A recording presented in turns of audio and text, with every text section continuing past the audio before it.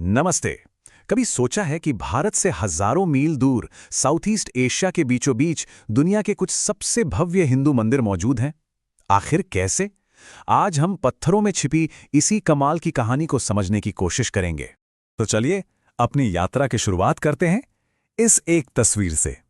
ये जो दिख रहा है यह है अंकोर वाट, कंबोडिया के घने जंगलों के अंदर दुनिया का सबसे बड़ा, सबसे बड़ा धार्मिक स्मारक। इसकी विशालता का अंदाजा लगाना भी सच कहूं तो बहुत मुश्किल है। तो सवाल वही है कि आखिर हिंदू परंपरा से जुड़े इतने शानदार मंदिर भारत से इतनी दूर साउथ ईस्ट एशिया के दिल में कैसे बन गए?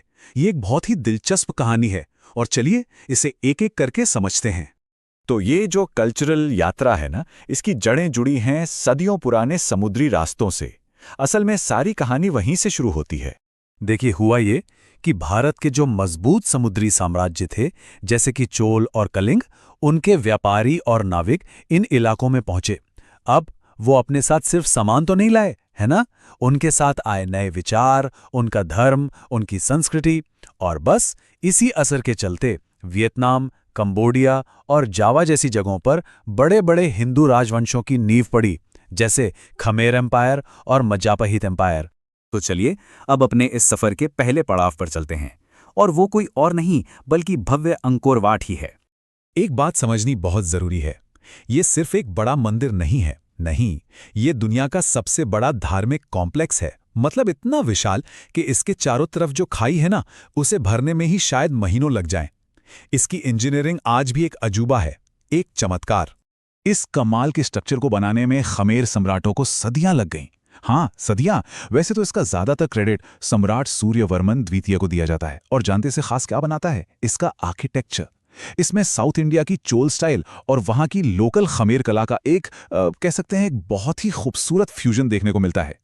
चलिए अब यहां से समुद्र पार करते हैं और पहुंचते हैं जावा, इंडोनेशिया।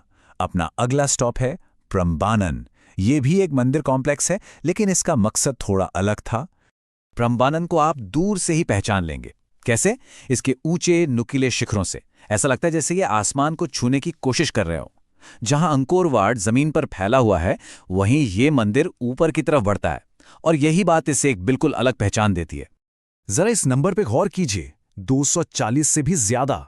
सोच कर देखिए, एक ही कॉम्प्लेक्स के अंदर 240 से ज्यादा मंदिर और पूजा की जगहें। ये तो मतलब एक पूरा का पूरा शहर है जो देवताओं के नाम कर दिया गया हो। तो प्रम्बानन मंदिर दरअसल हिंदू त्रिमूर्ति को समर्पित है, यानी ब्रह्मा जो निर्माता हैं, विष्णु जो संरक्षक हैं और शिव जो संहारक हैं।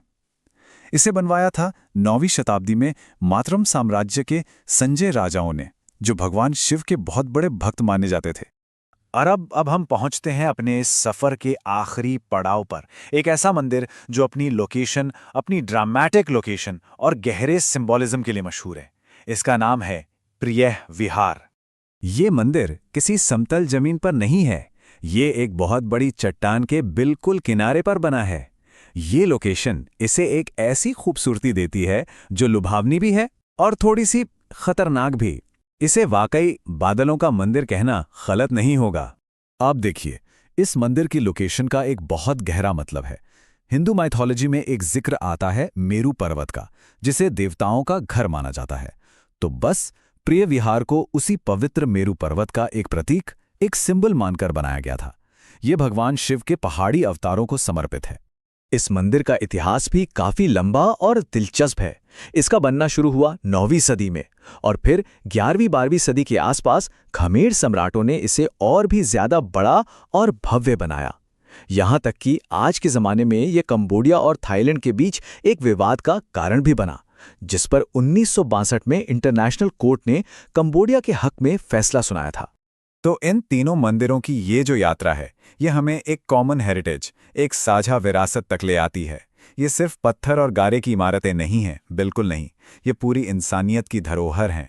तो एक नज़र में अगर हम देखें तो अंकोर वाट जो है वो भगवान विष्णु को समर्पित था, प्रम्बानन त्रिमूर्ति को यानी शिव, विष्णु और ब्रह्मा, और प्रिय विहार भगवान शिव को। भले ही इन्हें अलग अलग साम्राज्यों ने बनाया हो, लेकिन इन सब के पीछे एक ही कल्चरल धागा है जो इन्हें आपस में जोड़ता है। और एक और खास बात, अंकोर वाट, प्रम्बनान और प्रिय विहार, इन तीनों को ही यूनेस्को ने वर्ल्ड हेरिटेज साइट का दर्जा दिया है। ये दर्जा बताता है कि ये जगहें सिर्फ एक देश की नहीं बल्कि पूरी दुनिया के लिए कितनी अहमियत रखती हैं, और ये इस बात को भी पक्का करता है कि आने वाली पीढ़ियों के लिए इन्हें सहेज कर रखा जाए। और यहीं पर एक बहुत जरूरी सवाल खड़ा होता है। सदियां बीत रही हैं, दुनिया तेजी से बदल रही है। ऐसे में पत्थरों पर लिखी इन अनमोल कहानियों को हम आने वाले कल के लिए कैसे बचाकर रखेंगे?